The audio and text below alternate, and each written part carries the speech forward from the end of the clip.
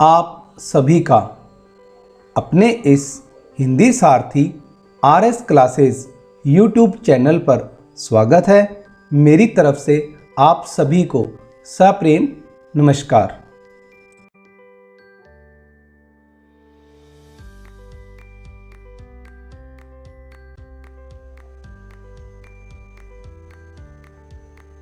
हमारा आज का अध्याय है क्रिया। क्रिया हिंदी व्याकरण में एक मुख्य विषय बिंदु है जिसका अध्ययन हम इस वीडियो में करेंगे।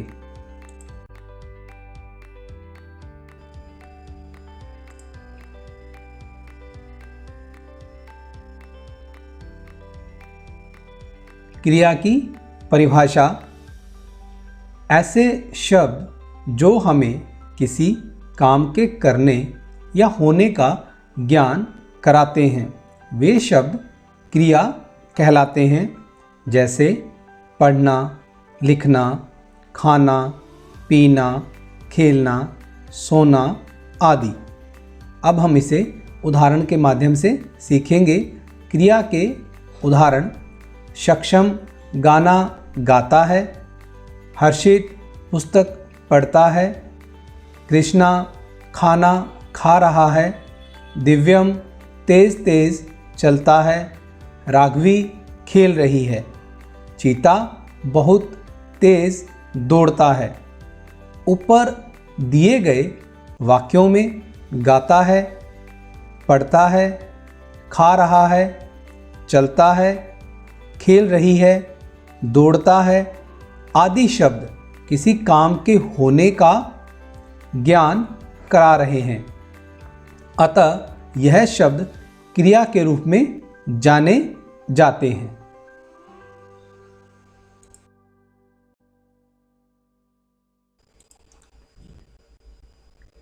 क्रिया हमें समय सीमा के बारे में संकेत देती है।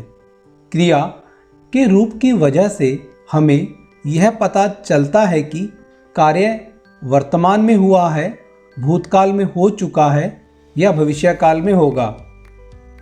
क्रिया का निर्माण धातु से होता है।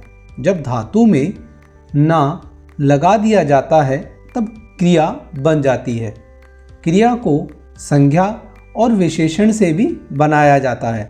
क्रिया को सार्थक शब्दों के 8 भेदों में से एक माना जाता है।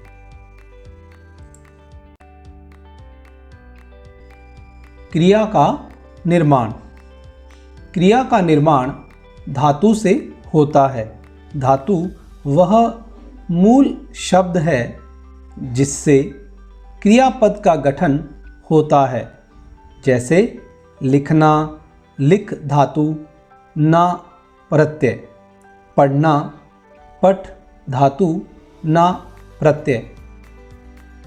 इस प्रकार से हम समझ सकते हैं कि क्रिया का निर्माण धातु से होता है।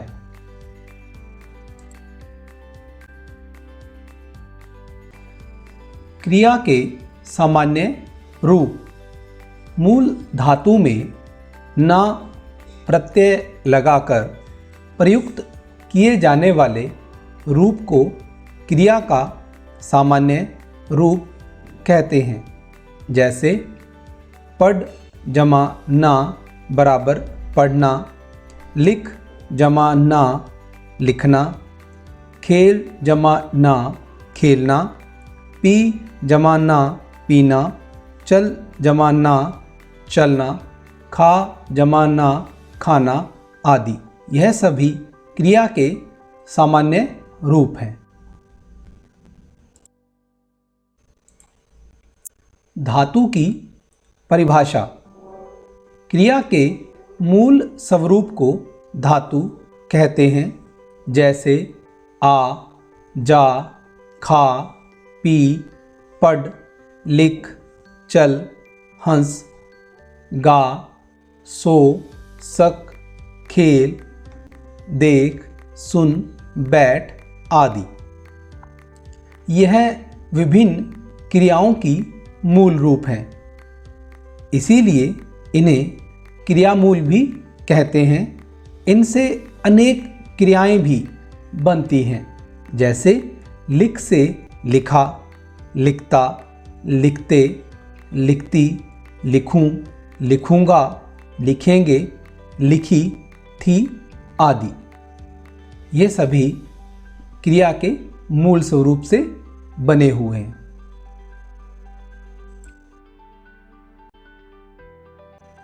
मूल धातु की पहचान।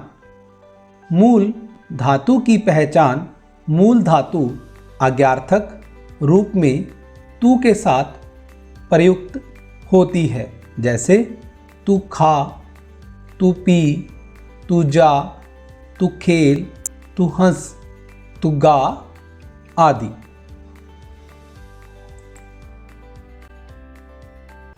धातु के रूप।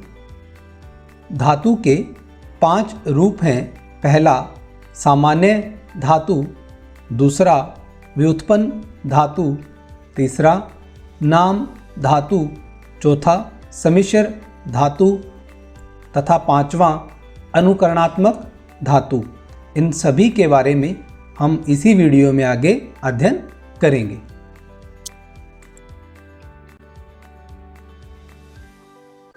सामान्य धातु।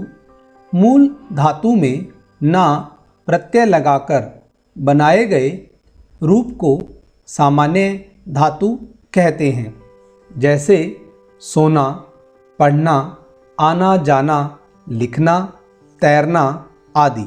इन्हें सरल धातु भी कहा जाता है।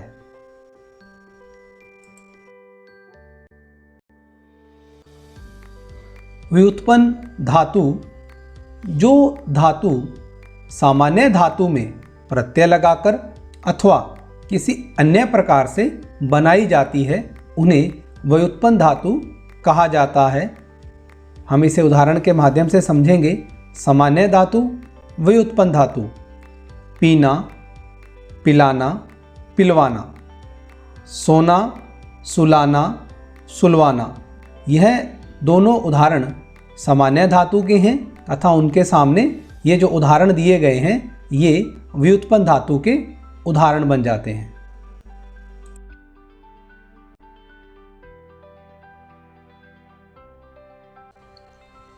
नाम धातु संज्ञा, सर्वनाम और विशेषण शब्दों में प्रत्यय लगाकर जो धातु व्युत्पन्न होती है उन्हें नाम धातु कहते हैं। अक्सर नाम धातुओं में अ प्रत्यय का प्रयोग होता है, जैसे संज्ञा शब्दों में लालच, ललचाना, विशेषण शब्दों में शर्म, शर्माना, सर्वनाम शब्दों में आप, अपनाना। यह सभी व्युत्पन्न धातु के उदाहरण हैं।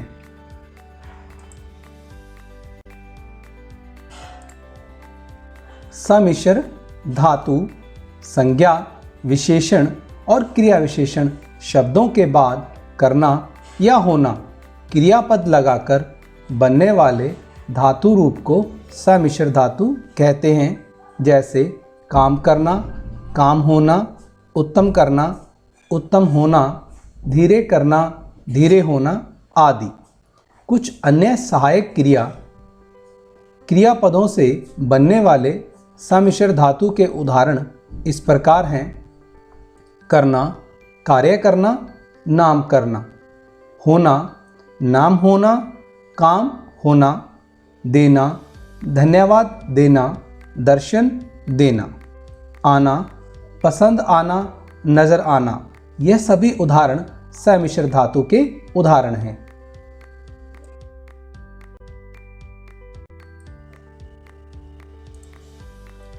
अनुकरणात्मक धातु। अनुकरणात्मक धातु ध्वनियों के अनुकरण पर बनाई जाने वाली धातुएं अनुकरणात्मक धातु कहलाती हैं, जैसे कि भिन्न भिन्न से भिन्न भिनाना, खटखट से खटखटाना। यह सभी उदाहरण अनुकरणात्मक धातु के उदाहरण हैं। क्रिया के भेद। क्रिया के 2 भेद हैं। पहला सकर्मक क्रिया, दूसरा अकर्मक क्रिया। हम क्रिया के इन दोनों भेदों का अध्ययन इसी वीडियो में आगे करेंगे।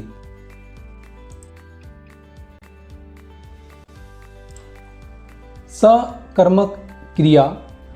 सकर्मक क्रिया जिस क्रिया में कर्म का होना जरूरी होता है वह क्रिया सकर्मक क्रिया कहलाती है।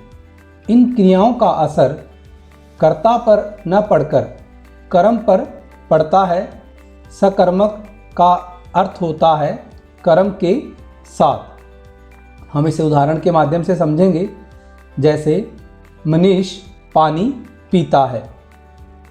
इसमें पीता है क्रिया का फल कर्ता पर ना पड़ के कर्म पानी पर पड़ रहा है, अतः यह सकर्मक क्रिया का उदाहरण है। सकर्मक क्रिया के उदाहरण।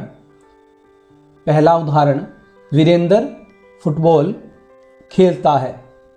दूसरा उदाहरण, सुखविंदर कार चलाता है। तीसरा उदाहरण, मैं पौधे लगाता हूँ। चौथा उदाहरण, रेखा सलाद बनाती है। पांचवा उदाहरण, मनीष खाना लाता है।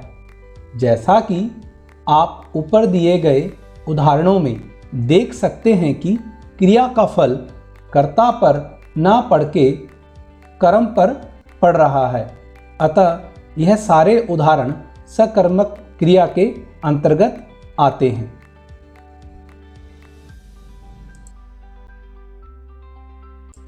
अब हम क्रिया के दूसरे भेद अकर्मक क्रिया का अध्ययन करेंगे। जिस क्रिया का फल कर्ता पर ही पड़ता है वह क्रिया अकर्मक क्रिया कहलाती है। इस क्रिया में कर्म का अभाव होता है। जैसे अमन पढ़ता है। इस वाक्य में पढ़ने का फल अमन पर ही पड़ रहा है, इसलिए पढ़ता है अकर्मक क्रिया है।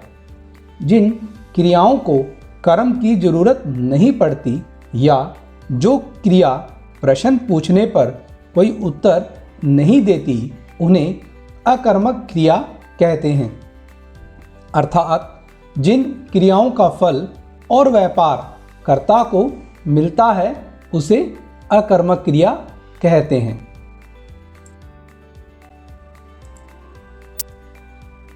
अकर्मक क्रिया के अन्य उदाहरण।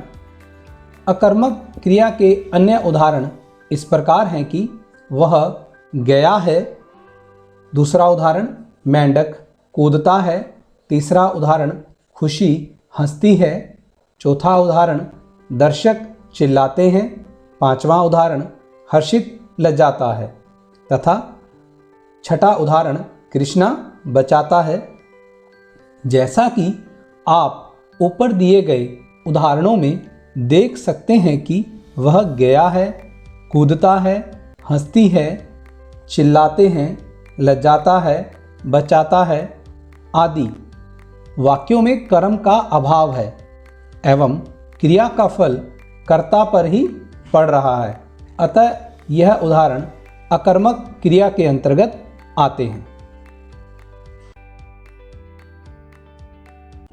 अब हम संरचना के आधार पर क्रिया के भेदों का अध्ययन करेंगे। पहला भेद है प्रेरणार्थक क्रिया, दूसरा नाम धातु क्रिया, तीसरा कृदंत क्रिया तथा चौथा संयुक्त क्रिया। हम इन सभी भेदों का अध्ययन आगे इसी वीडियो में करेंगे।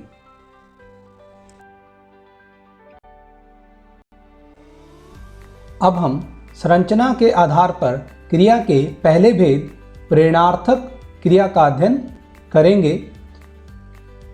प्रेरणार्थक क्रिया जिस क्रिया से यह ज्ञात हो कि कर्ता स्वयं काम न करके किसी और से काम करा रहा है, जैसे बुलवाना, पढ़वाना, लिखवाना आदि। यह सभी प्रेरणार्थक क्रिया के उदाहरण हैं। संरचना के आधार पर दूसरा भेद है नाम धातु क्रिया। नाम धातु क्रिया ऐसी धातु जो क्रिया को छोड़कर किन्हीं अन्य शब्दों जैसे संज्ञा, सर्वनाम, विशेषण आदि से बनती है वह नाम धातु क्रिया होती है, जैसे कि अपनाना, गरमाना आदि। यह सभी नाम धातु क्रिया के उदाहरण हैं। संरचना के आधार पर तीसरा भेद है कृदंत क्रिया। कृदंत क्रिया जब किसी क्रिया में प्रत्यय जोड़कर उसका नया क्रिया रूप बनाया जाए तब वह क्रिया कृदंत क्रिया कहलाती है, जैसे दौड़ना, भागता आदि। यह कृदंत क्रिया के उदाहरण हैं।